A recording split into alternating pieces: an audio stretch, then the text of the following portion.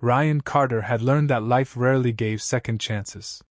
3 years earlier, he had buried his wife after a sudden illness, leaving him to raise his 8-year-old daughter, Lily, alone. Every morning began before sunrise. He packed lunches, braided Lily's hair after watching countless tutorials, worked long hours as a mechanic, and somehow still managed to be home in time to help with homework and bedtime stories. Money was tight, but Ryan refused to let his daughter feel poor. "Kindness costs nothing," he often reminded her. "And it's the one thing we can always afford." Those words would soon change both of their lives forever.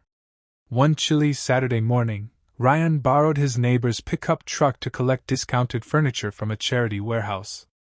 As he drove through a crowded hardware store parking lot, he noticed an elderly man struggling to lift heavy wooden crates into the back of his old truck. Dozens of shoppers walked past without even slowing down. Some glanced briefly before looking away. Ryan parked immediately. Lily smiled because she already knew what her father was about to do.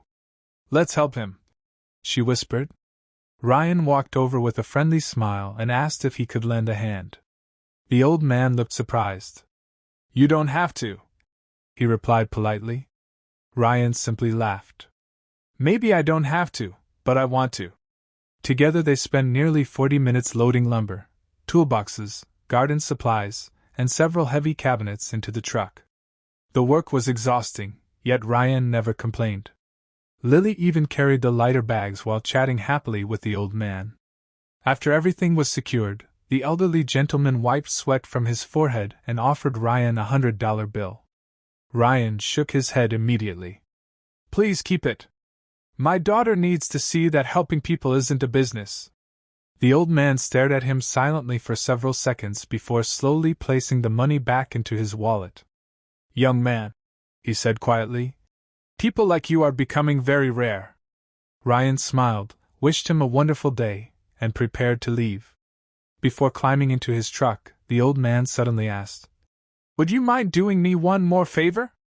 Ryan agreed without hesitation. The elderly man explained that one cabinet still needed to be unloaded at his home because his back wasn't strong enough anymore. Since Ryan had already spent the morning helping, he decided another 30 minutes wouldn't hurt.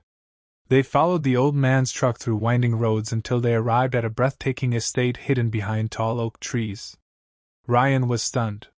The property looked more like a luxury resort than a family home. Expensive cars lined the circular driveway, gardeners carefully trimmed perfect hedges, and a massive stone mansion stood proudly in the center. Ryan quietly wondered if he had somehow followed the wrong vehicle. The elderly man laughed after noticing his expression. "No, this is my home." Ryan helped unload the final cabinet into a spacious workshop attached to the mansion. When the job was finished, the old man extended his hand. "My name is Charles Bennett." Ryan introduced himself and Lily. Charles smiled warmly before saying, "I'd like you to meet someone." He led them toward the front entrance. Moments later, the large wooden doors opened, and an elegant woman stepped outside wearing a simple white dress. She wasn't impressed by expensive cars or luxury surroundings. Instead, her eyes immediately settled on Ryan as Charles proudly declared, "Emily, this is the man who refused my money after helping a complete stranger." Emily looked at Ryan with genuine admiration, and for the first time since losing his wife, Ryan felt something he hadn't experienced in years: hope. Before we continue to discover how one unexpected act of kindness changed Ryan's future forever, take a moment to subscribe to Forever Dad Stories. Your support helps us bring more emotional, inspiring stories that remind us kindness always finds its way back. Ryan couldn't stop thinking about Emily Bennett as he drove home that afternoon. It wasn't because she lived in a mansion or came from a wealthy family. It was because she treated him with a warmth he hadn't felt in years. Before he left, Charles insisted that Ryan and Lily stay for dinner. Around the table, there were no conversations about money or status. Instead, Charles asked about Ryan's work as a mechanic, while Emily listened carefully as Lily excitedly described how her father never missed a school event, even after working 10-hour shifts. Emily was deeply moved. She had spent years watching people become overly interested in her family's fortune, yet here sat a man who had refused $100 without knowing who Charles was. As Ryan and Lily prepared to leave, Emily thanked him again for helping her father. Ryan smiled and replied, "He looked like someone who needed a hand. That's all I saw." Those simple words stayed with Emily long after they drove away. A few days later, Ryan returned to his small repair shop, where business was slower than ever. Rising costs and fierce competition had pushed many customers elsewhere. He worried constantly about paying rent and keeping food on the table, but he never allowed Lily to see his fears. That afternoon, a sleek black luxury SUV stopped outside the garage. Ryan assumed someone had broken down, but to his surprise, Emily stepped out with Charles beside her. Charles smiled and handed Ryan a set of keys. "My daughter's vehicle needs servicing," he said. Ryan treated the job like every other repair, carefully inspecting every detail and charging only the standard price. Emily noticed he never inflated the bill simply because they were wealthy. When Charles offered him extra money for his honesty, Ryan politely declined once again. "Fair work deserves a fair price," he said. Charles exchanged a knowing smile with his daughter. The following week, something unexpected happened. Expensive vehicles began arriving one after another. Luxury sedans, classic cars, high-performance sports cars, and company trucks all lined up outside Ryan's shop. Confused, Ryan asked one customer how they had heard about him. The man replied, "Mr. Bennett recommended you. He said if you can trust someone with his family, you can trust them with your car."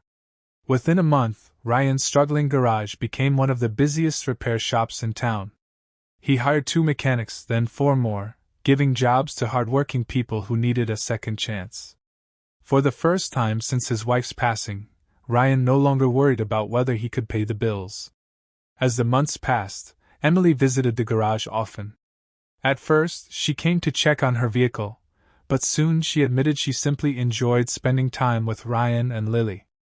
She admired the way Ryan patiently taught young apprentices instead of criticizing them.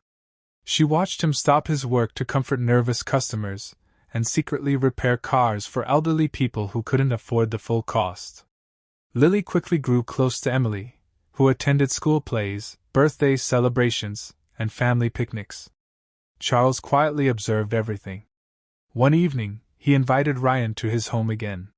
Standing in the same driveway where they had first met, Charles smiled and said, "I introduced you to my daughter because I wanted her to meet a good man. I never imagined she would find the partner she'd been praying for."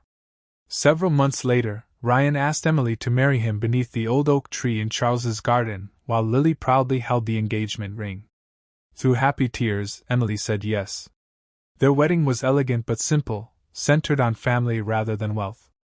During his speech, Charles told the guests, "The greatest investment I ever made wasn't in business. It was accepting help from a stranger who expected nothing in return."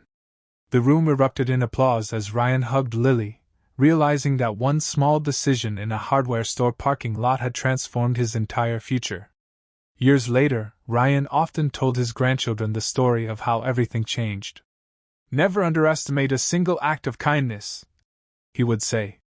"You never know whose life you're changing, or how it might change your own." The lesson wasn't about becoming wealthy. It was about choosing compassion when no one is watching, helping without expecting rewards, and believing that character always matters more than status. In the end, Ryan didn't find happiness because he met a rich family. He found happiness because he stayed true to the values that made him the man he already was. If this story touched your heart, don't forget to like this video, subscribe to Forever Dad Stories, and turn on the notification bell. Share this story with someone who believes kindness still exists, and join us for more unforgettable stories about family, hope, love, and second chances.